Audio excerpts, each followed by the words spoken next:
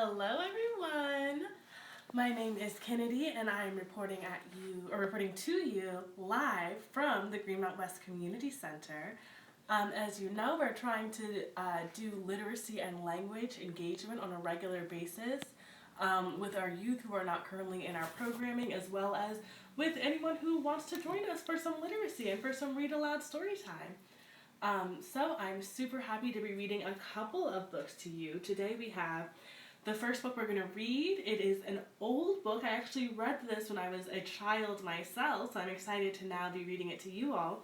This is If You Give a Mouse a Brownie by Laura Numeroff. So let's get started. What do you think happens if you give a mouse a brownie? Let's find out.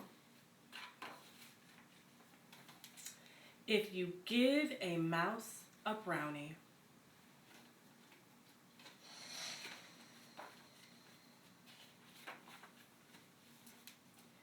If you give a mouse a brownie, he's going to ask for some ice cream to go with it. When you give him the ice cream, he'll ask you for a spoon. He'll start drumming on the table. Drumming will get him so excited he'll want to start a band. You'll have to play guitar. He'll want to put on a show, so you'll have to build a stage. Then you'll need some spotlights and a microphone. When the stage is finished, he'll want to make lots of tickets. You'll have to find paper and markers. When the tickets are done, he'll decide to make posters as well. He'll hang them all over the neighborhood. When he's out hanging them, it might start to rain. He'll fold some posters and make a little boat. Then he'll sail it in a puddle. He'll get so wet he'll start to sneeze. You'll have to put him in your pocket to stay nice and warm. When he peeks out of your pocket, he'll smell something delicious. The smell will remind him that he's hungry. You'll have to take him to the store and get a few things to nibble on. Of course, he'll want to have a picnic. When the sun comes out, you'll have to take him to the park. While you're setting up the picnic, he'll see a playground. He'll jump on the swings. He'll go as high as he can. When he looks up at the sky, he might notice a big white cloud. The cloud will remind him of ice cream. He'll probably ask you for some. And chances are, if you give him some ice cream, he'll want a brownie to go with it. The end. So that was If You Give a Mouse a Brownie by Laura Numeroff. There's tons of stories like this, also by the same author. If You Give a Mouse a Cookie, If You Give a Moose a Muffin. So definitely check out stories like these. And we're going to go right into our next story, which I'm also excited to read to you. And this is called It's Hard to Be 5 by Jamie Lee Curtis.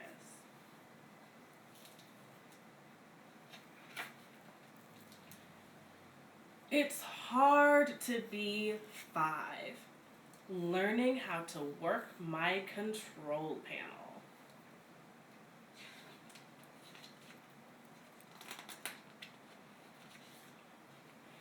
It's hard to be 5.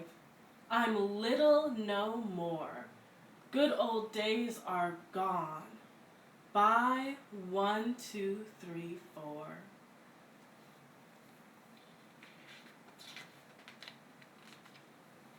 It's hard to be 5. Just yelled at my brother. My mind says do one thing. My mouth says another. Would you ever so kindly please give me my wig back?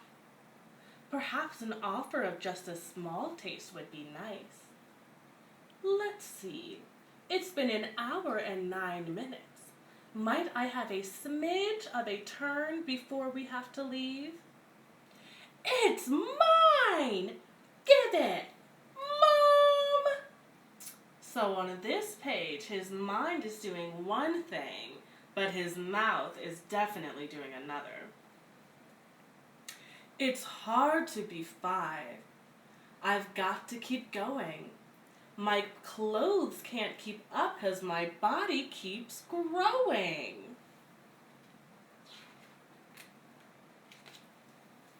At 5, I hear no and don't. I can't win when balls bowl inside at my 10 juice box pins. I'd rather hear try it and sure, I confess. And if dirt is involved, a very loud yes.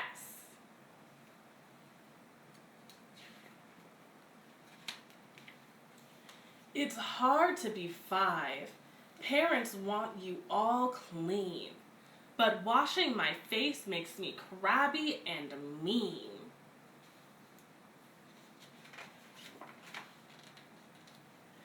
It's hard to be 5. All I want is to play. I'm starting at school and I don't get a say. School seems so scary. School seems so strange. I'm only 5. My whole world's going to change.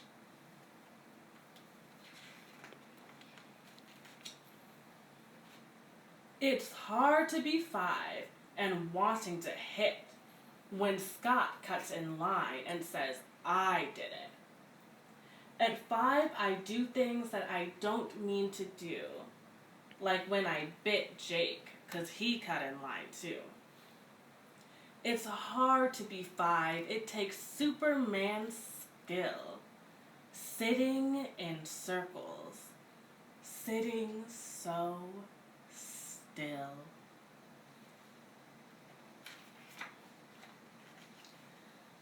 Sitting still. Still sitting still. Still sitting still.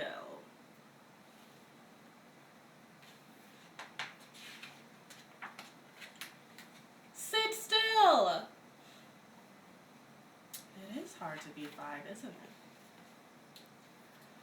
And then there's the walking all by myself, only picked up to reach a high shelf.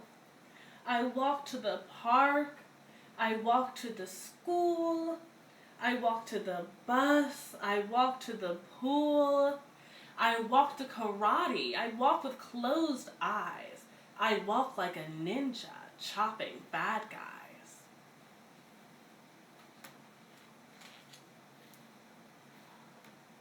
It's fun to be 5. Big changes are here. My body's my car and I'm licensed to steer.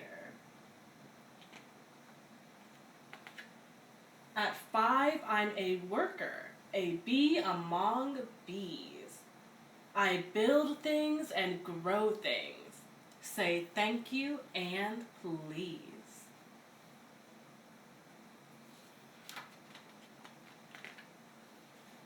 Some fun things are hard, and some hard things are fun. I know when to walk. I know when to run.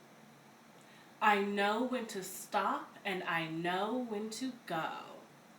I know when to push, and I know when to tow. At 5, I can lie down alone in my bed and dream of my past and my future ahead. And when I mess up or do right, it's a start, 'cause I have my own mind and I have my own heart. It's hard fun to be 5, so strong and so loud. Give me 5 'cause I know it. I'm here and I'm proud. The end. So that was It's Hard to Be 5, learning how to work my control panel. And that's by Jamie Lee Curtis. So that's our second book that we read today. Thank you so much for joining us at Greenmount West Community Center. As many of you know, we're currently not doing our programming due to COVID-19. Our programming is currently on hiatus, but we still want to find ways to remain engaged with you all and to keep being a resource for our youth and families. Please follow us on Instagram at GWCC Baltimore, and I'll see you soon. Thank you so much for joining us today. Take care.